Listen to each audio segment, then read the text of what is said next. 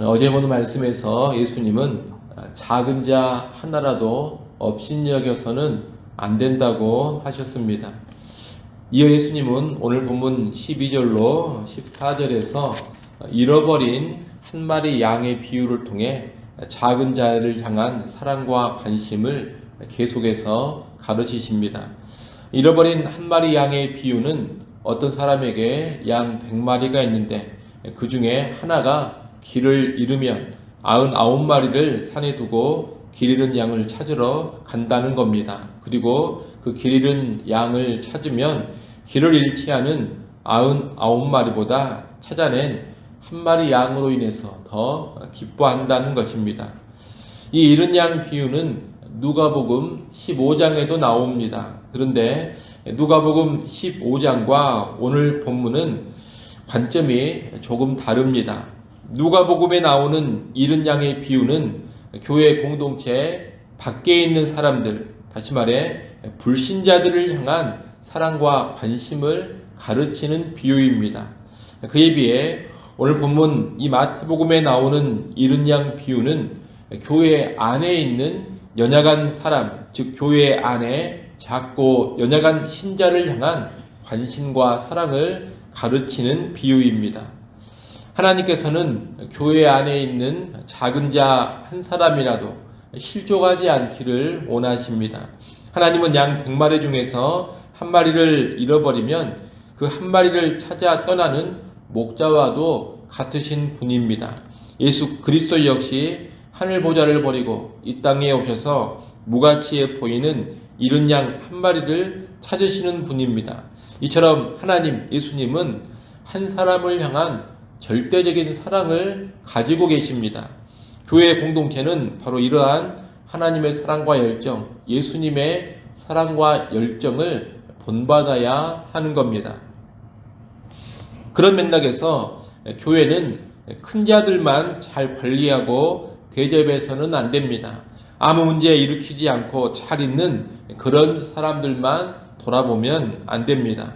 교회는 하나님의 마음으로 교회 안에 소외된 사람, 작은 자 한 사람 한 사람에게 다가가야 합니다. 또한 길을 잃고 헤매고 있는 작은 자들을 긍휼과 사랑의 마음으로 도와야 합니다. 그러니 혹시라도 신앙생활 하다가 상처받고 힘들어하는 작은 사람, 이런저런 이유로 낙담하고 낙심하고 있는 작은 사람, 믿음 생활을 힘들어하고 있는 작은 사람이 있다면 그들을 찾아가서 도와야 하고 그들을 섬길 수 있어야 할 것입니다. 오늘 교회 안에서 내가 돌아봐야 할 작은 자 한 사람은 누구인가 여러분 잘 생각해 보시고 그 사람을 찾아 섬길 수 있기를 바랍니다. 그렇게 수고하고 희생하면서 작은 자 한 사람을 회복시키고자 하는 그 사랑이 하늘나라에서 나를 큰 자가 되게 할 것입니다. 이어 예수님께서는 15절로 20절에서 교회 안에서 범죄한 형제를 어떻게 다루어야 하는지를 가르쳐 주십니다. 여기서 범죄한 형제란 그 앞에 비유와 연결해서 보자면 길을 잃고 헤매는 양과도 같은 사람입니다. 교회는 이런 사람을 신중하고 또한 소중하게 다루어야 합니다. 그 사람을 끝까지 지켜보면서 그가 돌이킬 수 있도록 도와줘야 하는 겁니다. 구체적인 방법을 보자면 범죄한 형제가 있을 때 먼저 그 형제와 1대1로 만나서 권면을 해야 합니다. 권면한다라는 것은 그 사람이 행한 일이 잘못된 행위, 곧 죄라는 것을 확인시켜주고 회개하도록 가르치고 설득하는 것을 의미합니다. 그런데 이런 일을 1대1로 만나서 하라는 겁니다. 이렇게 1대1로 만나서 하는 이유는 그 사람의 자존심이나 체면이 손상되지 않게 하면서 그의 영혼을 구원하기 위함입니다. 섣불리 그 사람의 죄를 공개적으로 노출시켜서 그 사람이 불필요한 상처나 명예의 손상을 입지 않도록 하기 위한 사랑의 배려인 겁니다. 이렇게 1대1로 권면해서 듣고 돌이킨다면 형제를 회복시켜 얻게 됩니다. 잃은 양을 참는 것 같은 그런 일이 되는 겁니다. 그런데 1대1로 만나서 권면을 해도 그 사람이 듣지 않는다면 그 다음 단계로 두세 사람이 함께 가서 권면을 해야 합니다. 이 역시 그 사람의 인격을 배려하면서 좀 더 강하게 설득하기 위함입니다. 하지만 이마저도 거부한다면 최종적으로 교회에 알려서 교회가 그를 처리하도록 해야 합니다. 만약 교회 공동체의 권면도 받지 않는다면 교회는 그 사람을 공동체 밖으로 추방할 수 있는 권위가 있습니다. 17절 하반절에 보면 교회의 말도 듣지 않거든 이방인과 세리와 같이 여기라고 합니다. 이방인과 세리와 같이 여긴다는 말은 그 사람과는 더 이상 아무런 관계가 없는 것으로 여기라는 뜻입니다. 다시 말하면 형제로 생각하지 말고 공식적으로 출교시켜라, 이런 뜻입니다. 교회에는 그런 출교의 고난이 있습니다. 예수님은 18절에서 교회가 땅에서 매면 하늘에서도 매이고 땅에서 풀면 하늘에서도 풀리리라고 하십니다.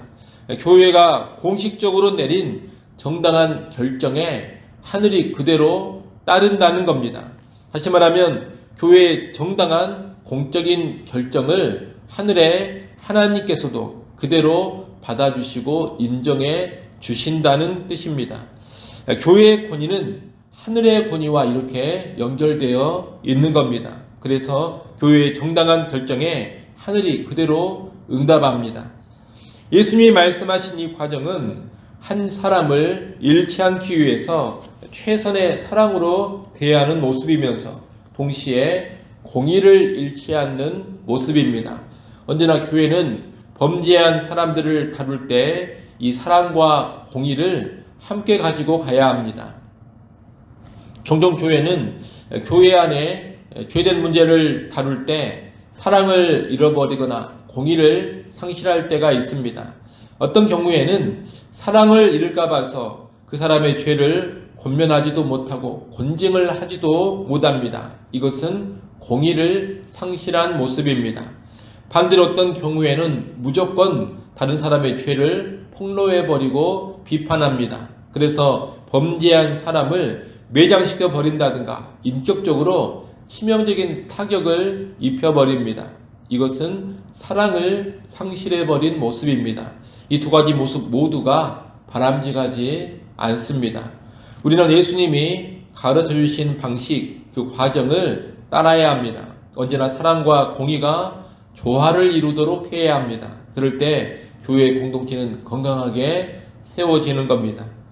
그런데 이렇게 범죄한 형제를 다룰 때 사랑과 공의가 조화를 이루게 하는 것은 쉬운 일이 아닙니다. 상당히 힘들고 어려운 일입니다. 그래서 예수님은 기도하라고 말씀하십니다. 19절, 20절 말씀 같이 한번 읽어보겠습니다. 19절, 20절 말씀 함께 읽습니다. 진실로 다시 너희에게 이르노니 너희 중에 두 사람이 땅에서 합심하여 무엇이든지 구하면 하늘에 계신 내 아버지께서 그들을 위하여 이루게 하시리라. 두세 사람이 내 이름으로 모인 곳에는 나도 그들 중에 있느니라. 아멘. 이 말씀은 지금 권면하고 권징하는 그런 본문 가운데 나오고 있는 말씀입니다. 교회는 겸손하게 기도하는 가운데 그러한 문제들을 처리해 가야 한다는 겁니다. 두세 사람이 합심해서 기도할 때도 하나님은 그 기도를 응답해 주십니다. 죄 문제를 다루고 있는 두세 사람의 성도가 모여서 또는 교회 공동체가 다 모여서 합심하여 기도한다면 하나님께서 그 기도에 응답하사 가장 좋은 길로 인도해 주시는 겁니다. 그리고 그 기도하는 가운데 예수님께서 함께해 주십니다. 기도를 통해 예수님과 함께 권징의 모든 과정을 진행해 가는 겁니다. 그러므로 범죄한 형제를 1대1이나 두세 사람이 찾아 은밀히 권면할 때에도 또 교회 공동체가 공적으로 권면할 때에도 더 나아가 그 사람을 출교시켜야 하는 경우에도 계속해서 간절한 기도를 하나님께 드려야 합니다. 간절한 기도, 합심의 기도가 계속해서 있어야지만 사랑과 공의를 함께 지켜갈 수가 있는 겁니다. 기도가 있어야지만 하나님이 인정해 주시는 권징이 되고 예수님이 함께 하시는 권징이 됩니다. 이를 명심하시고 죄 문제, 범죄한 형제를 다룰 때마다 간절히 기도하면서 예수님이 가르쳐 주신 그 과정을 따를 수 있는 성도들, 그러한 교회 될 수 있기를 간절히 바랍니다. 기도하겠습니다. 하나님 아버지, 길을 잃고 헤매는 공동체의 작은 자 한 사람 한 사람에게 무관심하지 않게 하여 주옵소서. 그 연약한 작은 자를 귀하게 여길 줄 알게 하시고 어떻게든 그 사람을 돕고자 하는 마음으로, 섬기고자 하는 마음으로 나아가게 하여 주옵소서. 한 사람을 끝까지 사랑하시는 그 주님의 마음을 품게 하시고 범죄한 사람이 있을 때에도 기도하는 가운데 권징을 행하고 사랑과 공의를 결코 잃어버리지 않게 하여 주옵소서. 우리 개개인의 심령 안에 언제나 사랑과 공의가 함께 있게 하시고 교회 공동체 안에도 사랑과 공의가 함께 있게 하여 주옵소서. 아버지 하나님, 이 시간 또 기도하는 자리로 우리를 불러주셔서 감사합니다. 다시금 겸손히 하나님 앞에 엎드립니다. 때를 따라 돕는 은혜를 이 새벽 시간 다시금 허락하여 주시옵소서. 오늘 하루를 살아갈 때에도 살아계신 하나님과 동행하는 하루가 되게 하시고 주의 영광 위에 살아가게 하여 주옵소서. 예수님의 이름으로 기도드리옵나이다. 아멘.